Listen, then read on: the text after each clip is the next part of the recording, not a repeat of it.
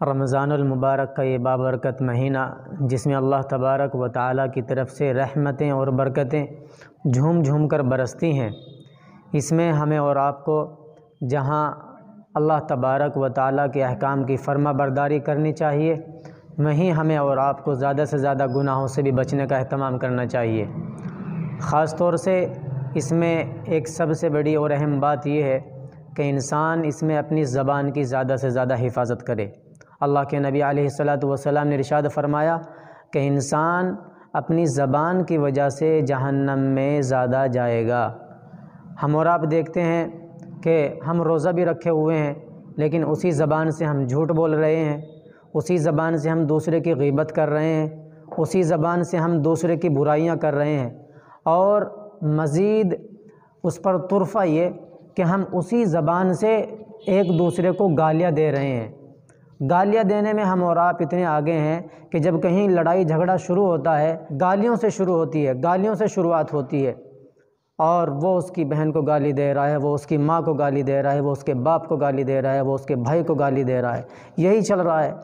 اور پھر یہ کہ آپس میں جو آپسی گفتگو ہوتی ہے اس میں بھی ہمارا مزاج یہ بن چکا ہے کہ ہم گالیاں دیتے ہیں، جب بات شروع کرتے ہیں تو گالی دیتے ہیں، کچھ کام کر رہے ہیں تو آپس میں گالیوں سے بات کر رہے ہیں، اور اس پر طرفہ یہ کہ جو لڑائی میں آپس میں گالی دی جاتی ہے اس کو تو ہم گناہ سمجھتے ہیں، لیکن جو آپسی گفتگو میں جسے ہم اور آپ کہتے ہیں پیار محبت کی گفتگو میں بھی جو گالیاں دی جاتی ہیں، ہم اسے گناہ سمجھتے ہی نہیں۔ یعنی کہ کسی گناہ کے کام کو گناہ سمجھ کر کے کرنا تو انسان کو احساس ہوتا ہے، لیکن کسی گناہ کے کام کو یہ سمجھ کر کے کرنا کہ بھئی یہ گناہ ہی نہیں ہے، اس کو انسان چھوڑتا نہیں ہے۔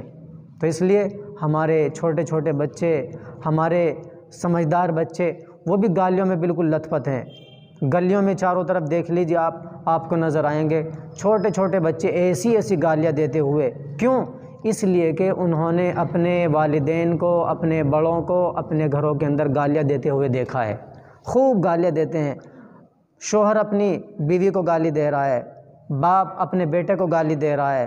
دادا اپنے پوتے کو گالی دے رہا ہے، اور گالی کے بغیر بات ہی نہیں کر رہا ہے۔ تو جب ہم اپنے گھروں میں یہ ماحول بنا رہے ہیں گالی کا، تو یہ بات تو پھر گلیوں تک آئے گی، بچے خوب گالیاں دیں گے، اور پھر ہم یہ توقع رکھیں کہ بھئی یہ بچے گالیاں نہ دیں، اپنی زبان سے ذکر اللہ کریں، قرآن کریم کی تلاوت کریں، اچھی بات نکالیں۔ ایسا کیسے ہو سکتا ہے؟ جب ہم ان کو گالیاں سکھا رہے ہیں، جب ہم ان کے سامنے گالیاں دے رہے ہیں، تو بچے کی خاصیت تو یہ ہوتی ہے کہ وہ ایک دم ایکسیپٹ کرتا ہے، قبول کرتا ہے۔ جو بھی آپ بولیں گے، جو بھی آپ اپنی زبان سے نکالیں گے، یا اپنے ہاتھوں سے، یا اپنے کانوں سے، یا اپنے کسی بھی چہرے مہرے سے جو بھی بات کریں گے، وہ اس کو ایکسیپٹ کرتا ہے، اس کو قبول کرتا ہے۔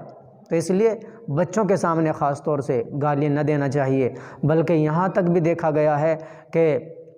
جب والد اپنے بیٹے کو کہتا ہے کہ اپنی امی سے یہ چیز لے کر کے آؤ، اور اس کی امی اسے وہ چیز نہیں دیتی، کسی وجہ سے تاخیر ہو جاتی ہے، تو پھر وہ آ کر کے بتلاتا ہے اپنے والد صاحب کو کہ نہیں دی، تو والد صاحب یہ کہتے ہیں کہ اپنی امی کو گالی دو، اور گالی دے کر کے کہو کہ یہ چیز دے مجھے۔ تو جب ہم اپنے بچوں کو یہ باقاعدہ سکھا رہے ہیں اور اپنی معاشرتی زندگی میں ان کو یہ سبق دے رہے ہیں، تو پھر ہم کیسے امید کر سکتے ہیں؟ اس لیے رمضان المبارک کا یہ بابرکت مہینہ، اس میں ہمیں اور آپ کو اہتمام کرنا چاہیے کہ ہم اپنی زبان کی حفاظت کریں، اپنی زبان پر کنٹرول کریں، اپنی زبان سے کوئی ایسی بات نہ نکالیں کہ جس سے دوسروں کو تکلیف ہو۔ گالی دینا تو دور کی بات، مسلمان ہو اور گالی دے، مسلمان ہو اور اپنی زبان سے دوسرے کو برا بھلا کہے۔ اللہ کے نبی علیہ الصلاۃ والسلام نے ارشاد فرمایا، من سلم المسلمون من لسانہ ویدہ، کہ مسلمان تو صرف وہی ہے کہ جس کی زبان اور ہاتھ سے دوسرے لوگ محفوظ رہیں۔ اس لیے ہمیں اور آپ کو اس رمضان میں اہتمام کرنا ہے کہ ہم اپنی زبان سے کسی کو نہ غلط کہیں اور نہ اپنی زبان سے کسی کو گالی دیں۔ اللہ تبارک و تعالی ہم سب کو اس پر عمل کرنے کی توفیق عطا فرمائے۔